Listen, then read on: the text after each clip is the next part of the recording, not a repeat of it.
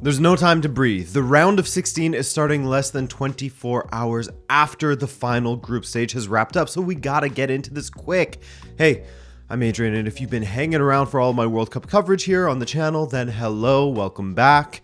If you're new here, why not subscribe and stick around? We still have a couple of weeks left of World Cup football to get through, as well as a return to club football soon after, which I'm sure some of you are already looking forward to. Me, I'm loving this tournament. Group E gave me so much life. And if you want to follow the tournament a bit more closely, then be sure to download OneFootball's app, our sponsors for today's preview. OneFootball's app is available on iOS or Android. Use the link below to get it for free. And once you do, you'll see just how closely you can follow the World Cup and stay in the know on everything as it happens. Want news for your favorite country in particular? Search them up, give them a follow, and you'll have news delivered to you as it happens throughout this World Cup, as well as access to great articles and behind-the-scenes videos, highlights, and interviews. On top of this, OneFootball has a Man of the Match article after every single match at this World Cup. You can track matches live with their live match tickers that provide in-depth info as it happens, look at the head-to-head of each matchup,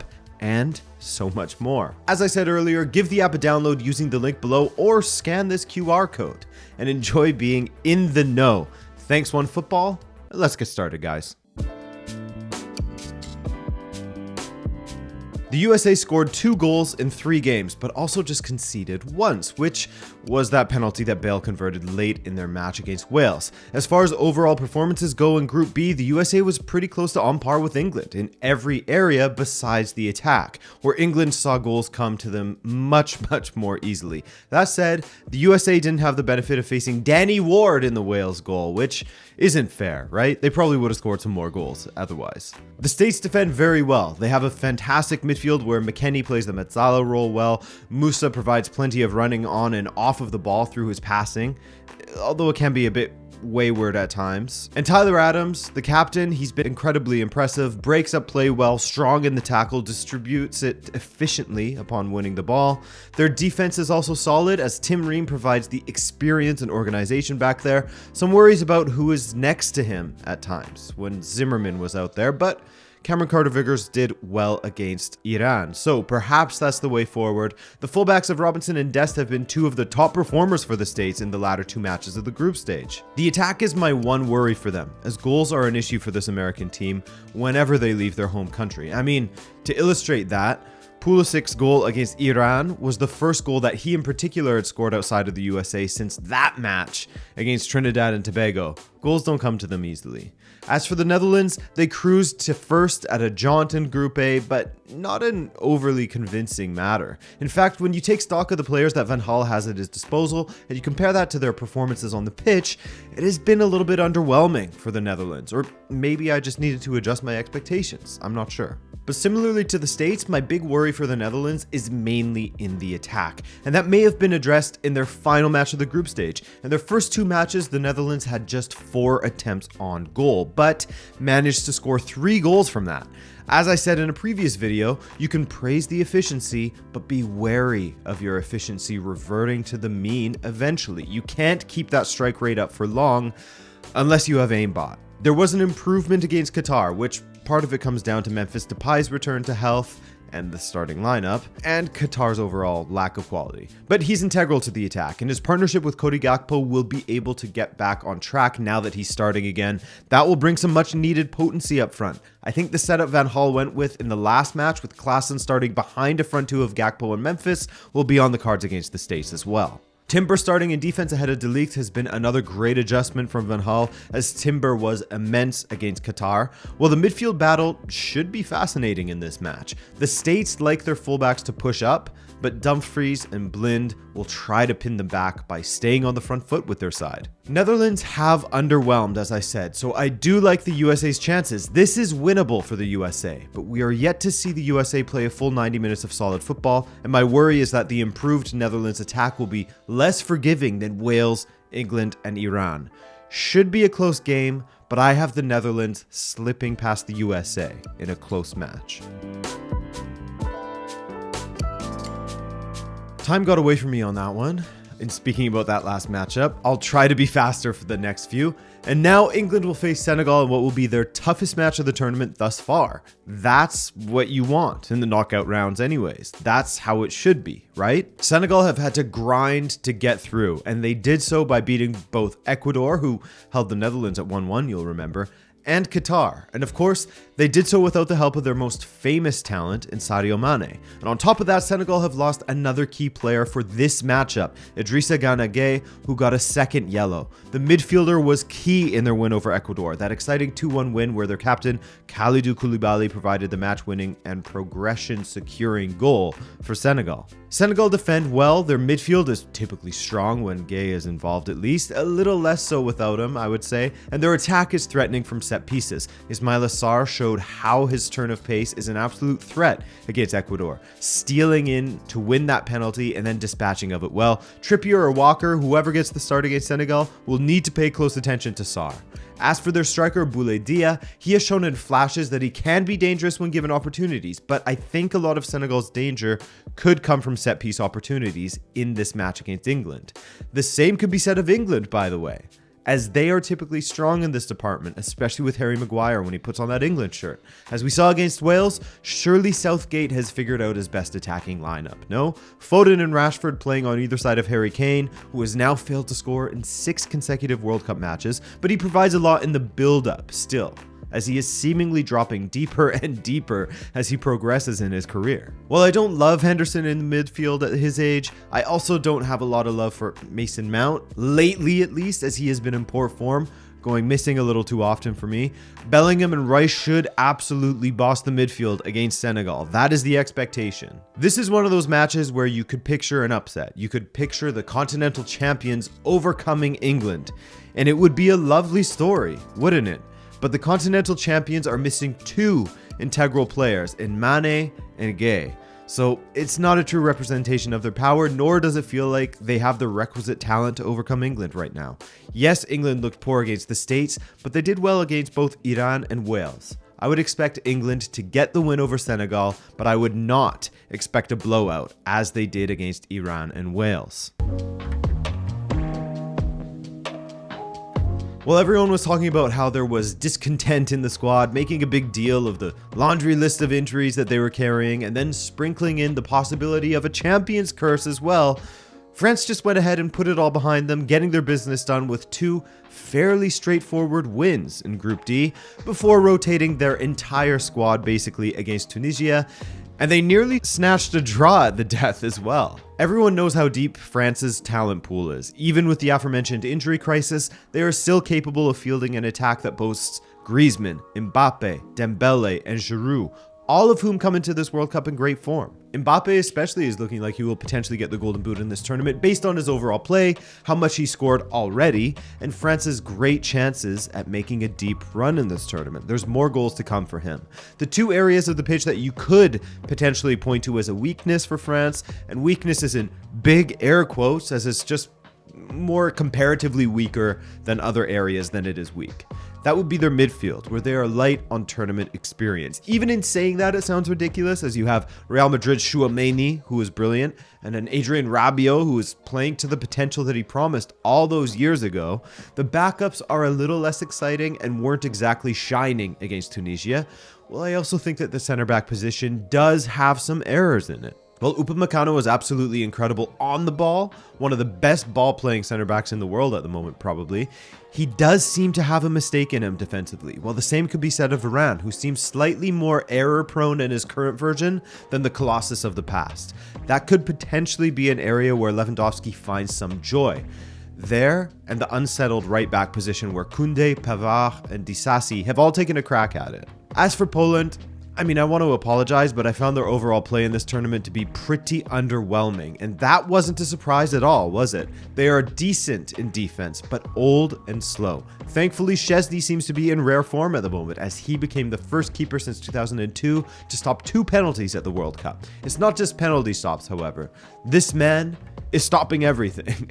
Well, Lewandowski got his first World Cup goal in their victory over Saudi Arabia. He was absolutely iced out once again against Argentina, a common outcome in big matches in general and in big tournaments in particular, and I don't think he'll get much joy against France. And in fact, I think that France will have liked how things played out in Group C with Poland advancing ahead of Mexico. Mexico would have pushed them more. They have more energy and are more dynamic. Poland hasn't offered much and seem to need a refreshing of the squad. Let some guys age out and bring in fresh blood and transition into a new era. For me, if France fails to overcome Poland, that is an epic failure from them. France are my pick to go through. What can we say about Australia? Probably the biggest feel-good story of the tournament thus far. Even in qualifying for the tournament, it was touch and go for them, which typically isn't the case for the Australia that we came to know from about, 2006 onward, right? And then they only went and qualified at the expense of Denmark and Tunisia from Group D, played in a difficult group and managing to get out on the other side with their highest ever point total at a World Cup and advancing to the knockout rounds for only the second time in their history. In the midfield, Jackson Irvine and Aaron Moy have played very, very well for Australia, while Harry Sutar has had a fantastic tournament in defense for them. They only conceded against France, remember. The defense with Matty Ryan behind them has been in fantastic form in the matches that followed their France defeat. A heavy defeat, remember, 4-1. And while he was quiet against Tunisia, Matthew Leckie showed just what he's capable of against Denmark in scoring that all-important goal to take Australia through. But for me, Australia's success comes from how assured they were defensively after that France loss. And they will have another tough challenge at the level of France in this game.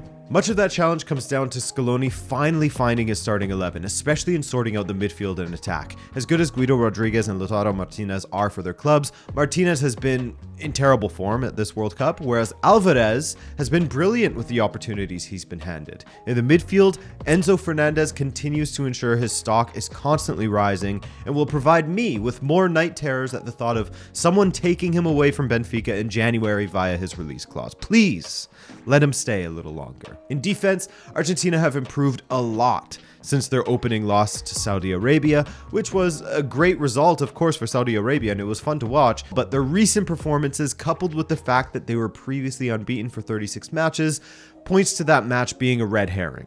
While Australia's run has been fantastic, when they came up against a top opposition like France, they were dealt with handily. And considering Argentina are a top opposition just as France are, I think it's hard to see how Australia comes out on the other side of this alive, beyond pushing it all the way to a shootout or something. Other than that, Argentina showed that they have sorted out their chance creation, that they can deal with a low block as they did against Poland, and that Matty Ryan will have to be playing at the level of Szczesny for the Aussies to have a chance. But even then, Argentina still beat Szczesny twice. Messi and the fellas to go through, Alvarez with a starring role once again.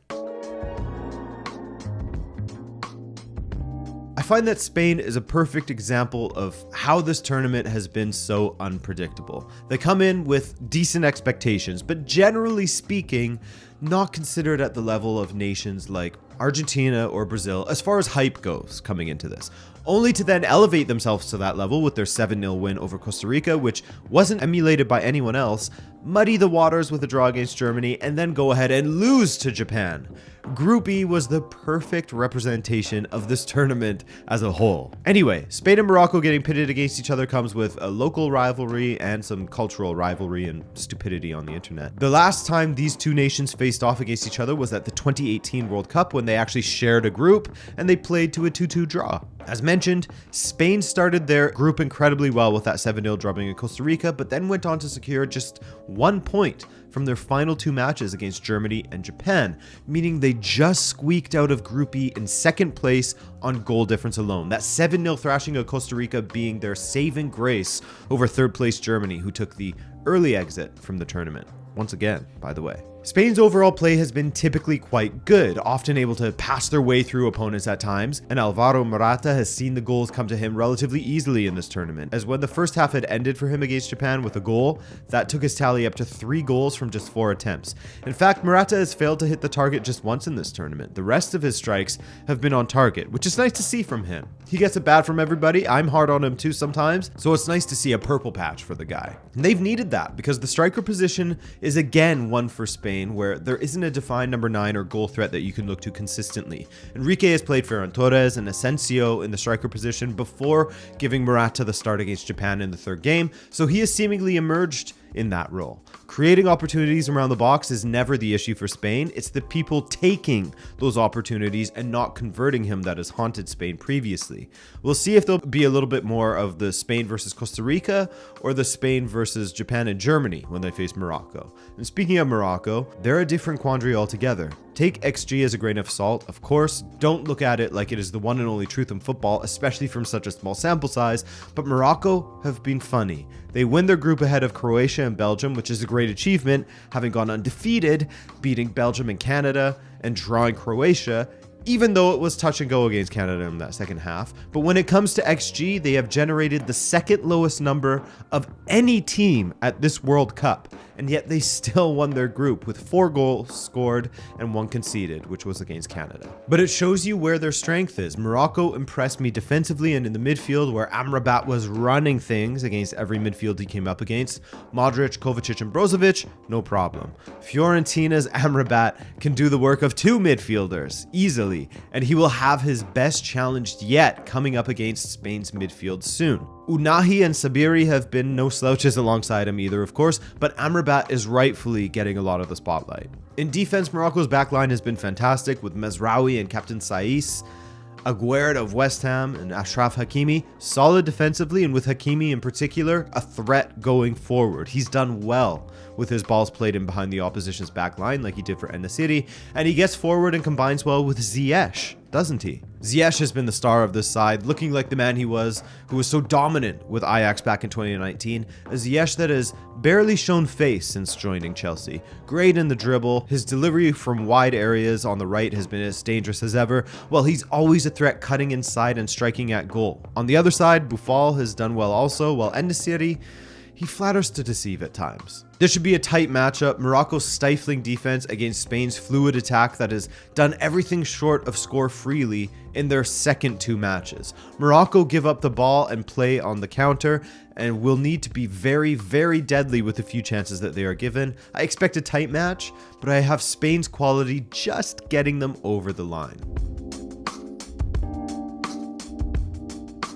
Croatia finished second behind Morocco, while Japan topped Group E with 2 wins and a loss. Again, Group E was a great representation of this tournament in general. Japan lose to Costa Rica, but finished first thanks to 2 massive 2-1 victories over both Spain and Germany. I mean, that's just incredible. And Japan are very interesting, as they aren't the greatest team defensively. Their ability there comes and goes. Well, we've seen in the second half of matches that when they want to be, they can be devastating on the counterattack. The way that they counter with their overlapping runs from their midfielders can be fun to watch, as wave after wave of Japanese players overlaps each other, with the likes of Doan, Asano, and Tanaka recently providing the finishes, and often off of the bench in the second half. Against Spain, they switched to a 3-4-3 from kickoff in order to try to plug up the midfield and the wide areas, though they typically enjoy a 4-2-3-1. One of the players that we are waiting to come alive for Japan at this tournament has got to be Daichi Kamada. He's the kind of player where if he can find the form that he has been in for his club, Eintracht Frankfurt,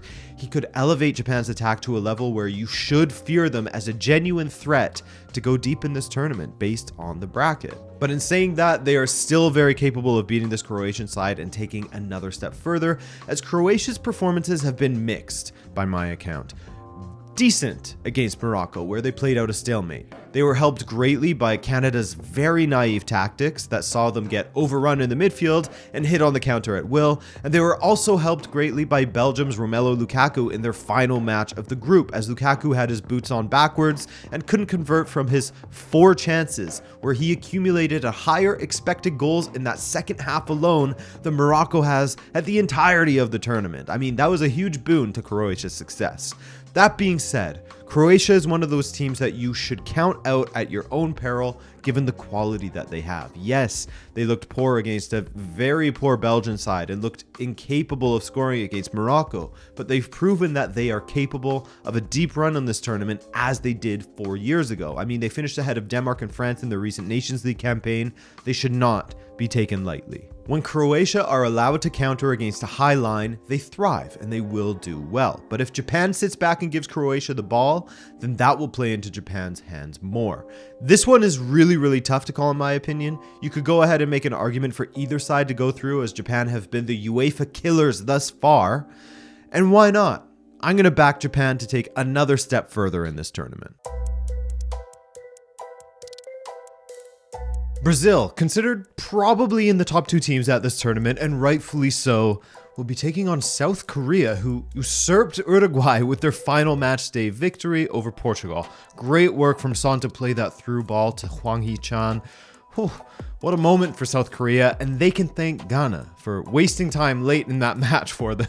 But this South Korean team really should have done better against Uruguay to begin with in this group. They were slow starters in this tournament, but they are very well rounded and well coached under Paulo Bento. Not something I thought I would be saying this year, and they absolutely have the talent to cause issues for anybody, as they did against a strong but of course heavily rotated Portugal squad. They will have their biggest test yet when they face Brazil, a Brazilian side that was also heavily rotated in their final group match against Cameroon, of which they lost.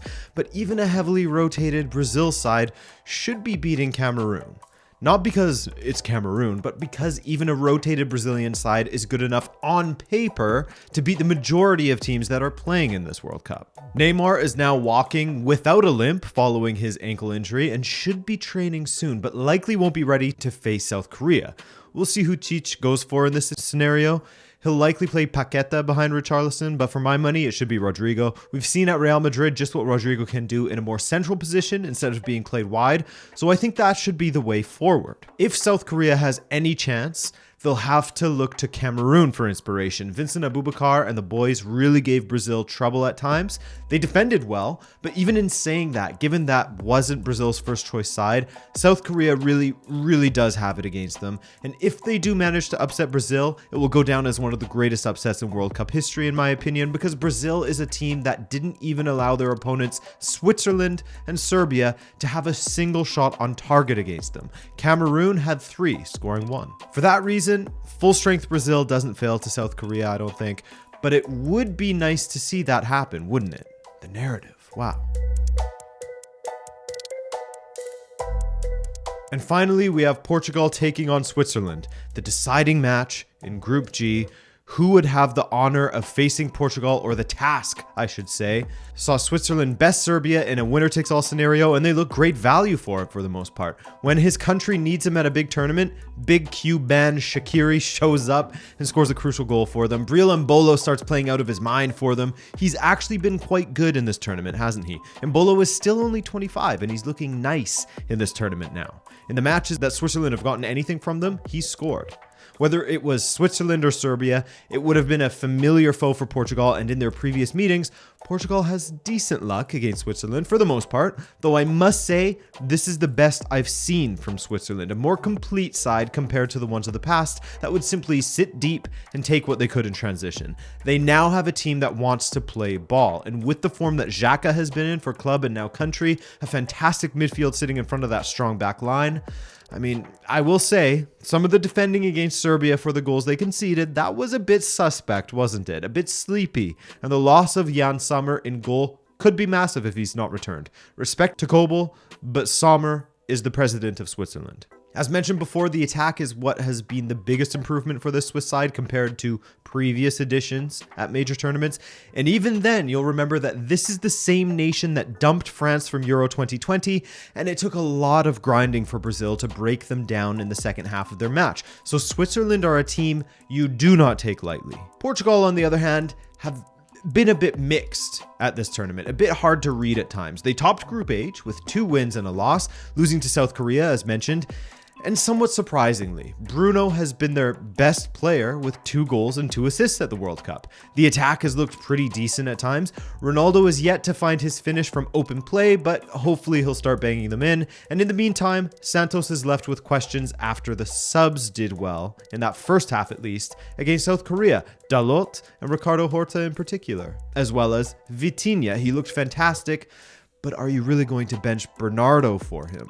Probably not. I do worry about Portugal's defense, as it doesn't seem to be as assured or settled as previous versions of Portugal have been. Ruben Dias and Pepe is a pretty solid pairing, and they got a clean sheet against Uruguay, but you do feel like there is a mistake waiting to happen back there, no? Cancelo also struggled against Ghana, but he looked a little bit better at left back, where he has played regularly for Man City. I hope he starts there as well, with Dalot deservingly starting down the right. This one is a bit of a toss-up for me, as you never know what you're going to get with Portugal in crucial matches. Switzerland, they cut their teeth well with Brazil. I think this will be a tight game, but I think Portugal will just squeak a result here. Or maybe I'm just hopeful and deluded. We'll see. All right, guys, that's it for this big preview video. We're all set for the knockout rounds now. I'm Adrian, this is Rabona TV, and I'll catch you for a few watch-alongs during these matches. Take care, guys.